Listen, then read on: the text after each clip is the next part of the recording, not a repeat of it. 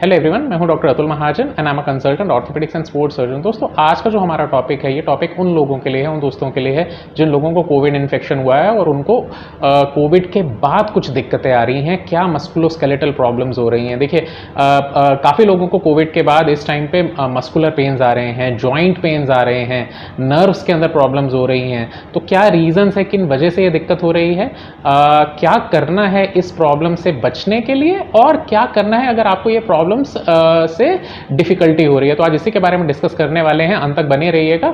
चलिए शुरू करते हैं।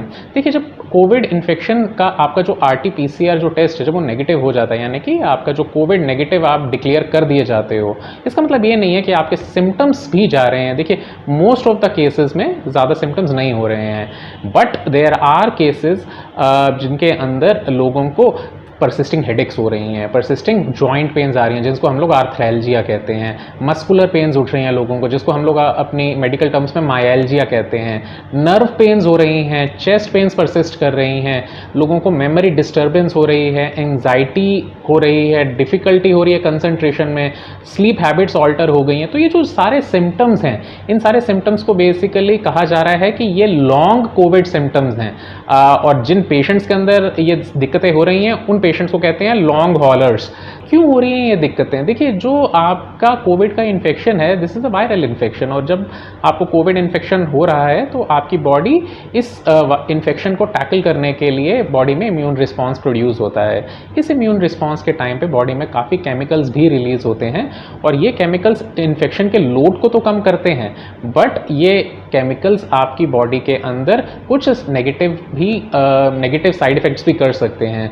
तो अगर मस्कुलर पेन्स आ रही हैं, जॉइंट पेन्स आ रही हैं, आपको नर्व पेन्स हो रहे हैं, ये बिकॉज ऑफ इन्फ्लेमेटरी साइटोकाइंस हैं। तो इस इन्फ्लेमेटरी साइटोकाइंस के रिस्पॉन्स की वजह से पेशेंट्स को दिक्कतें हो रही हैं। किन लोगों में दिक्कतें ज़्यादा देखी जा रही हैं? देखिए, इसका कोई कोरिलेशन इस टाइम नहीं है। माइल्ड कोविड इन्फेक्शन के बाद भी ये वाले सिम्टम्स हो रहे हैं, और ज़रूरी नहीं कि आपको मॉडरेट टू सिवियर अगर कोविड हुआ है उसके बाद ये सिम्टम्स बिल्कुल भी ना हो। लेकिन मोटे मोटे तौर पे रिस्क फैक्टर्स जो इसमें हैं वो ये हैं कि अगर आपकी एज मोर देन 50 ईयर्स है, अगर आपको ऑक्सीजन सैचुरेशन कम हो गई थी, अगर आपको लंबे टाइम के लिए स्टेरॉइड्स दिए गए हैं, अगर आपको प्री एग्जिस्टिंग कोमॉर्बिडिटीज़ हैं, अगर आप पहले से ही डायबिटिक हैं या हाइपरटेंसिव हैं या हार्ट प्रॉब्लम्स आपको पहले से हैं, तो उन लोगों में ये दिक्कतें ज़्यादा देखी जा रही हैं।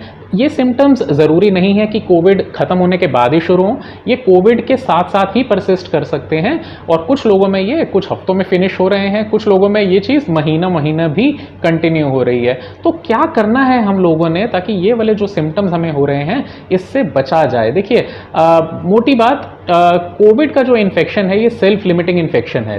तो जो इसके ये सारे सिम्टम्स हैं, जो मस्कुलोस्केलेटल सिम्टम्स हैं, जिनको हम लोग फैटीग सिंड्रोम भी कहते हैं, अब वो एक्यूट फैटीग है जो वो कोविड के टाइम पे है, और अगर वो क्रॉनिक फैटीग बन जाता है, यानी कि वो 6 हफ्ते से ज़्यादा परसिस्ट कर रहा है, तो वो क्रॉनिक फैटीग बन जाता है। तो हम लोगों ने जो ट्राई करना है, हमने ये ट्राई करना है कि ये जो फैटीग के सिम्टम्स हम लोगों को हो रहे हैं, ये एक्यूट से क्रॉनिक पे तब्दील ना हो, और इसके लिए बहुत बहुत इंपॉर्टेंट कुछ इंस्ट्रक्शंस हैं जो आप लोगों को पता होनी चाहिए। सबसे पहला और जो सबसे इंपॉर्टेंट है वो है कि इफेक्टिव रेस्ट लेना है। देखिए, rest is the most important आपका जो साथी रहेगा, ताकि आपको ये वाले दिक्कतें कम हो।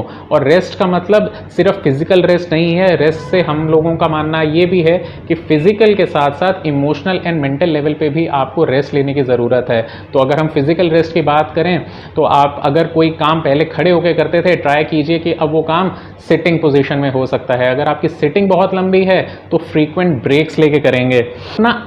अपना जो आपका एफर्ट है, किसी काम करने की जो क्षमता है, उस क्षमता को थोड़े टाइम के लिए कम रखेंगे, पुश थ्रू नहीं करना है। देखिए, अगर आप अपनी बॉडी को इस टाइम पे एक्सर्ट करोगे, जो बॉडी इस टाइम आपको एक्सर्शन लेने की हालत में नहीं है, वो बॉडी और सूज जाएगी और अकड़ जाएगी और खिंचाव आएगा।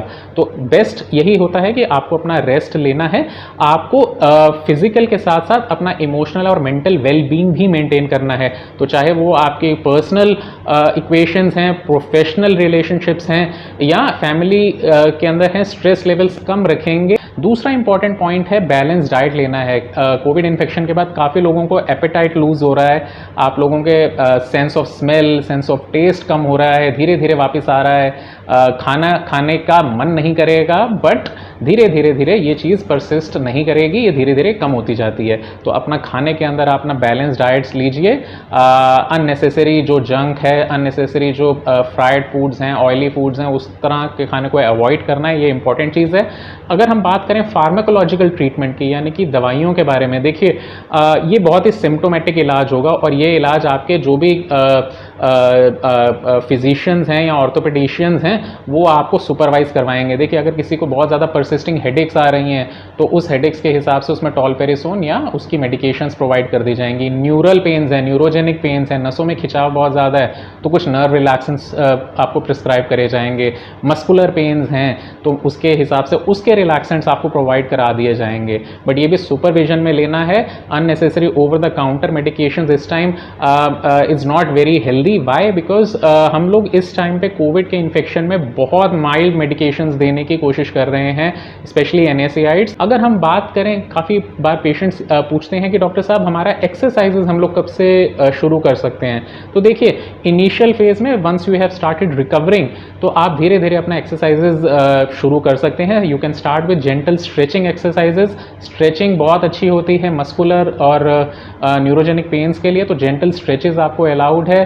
स्टार्ट कीजिए, शॉर्ट वॉक्स के साथ स्टार्ट कीजिए। अगर आप साइकिलिंग करते हैं तो small bursts of cycling will not do any harm to you. But मोटी मोटी बात कि आपको अपना जो एक्सरसाइजेस का जो रेजिमेंट है वो टाइम और इंटेंसिटी धीरे धीरे बढ़ाना है। आपने पुश थ्रू नहीं करना है, अपने बॉडी में एक्स्ट्रा एफर्ट डालने की इस टाइम पे कोई ज़रूरत नहीं है अगर आप अभी रिहेबिलिटेटिव फेज में हैं। अगर आपकी बॉडी रिकवर कर रही है तो you have to take precautions, you have to be gentle with your body and धीरे धीरे जैसे जैसे वायरस का लोड खत्म होता है, जैसे जैसे बॉडी रिकवर करती है, आपके मांसपेशियां, आपकी नसें, आपके जो शरीर है वो धीरे धीरे रिकवर करेगा, you will feel much much much better. So this was a brief overview उन पेशेंट्स के लिए जो कोविड से अभी रिकवर कर रहे हैं और उनको ये दिक्कतें हो रही हैं।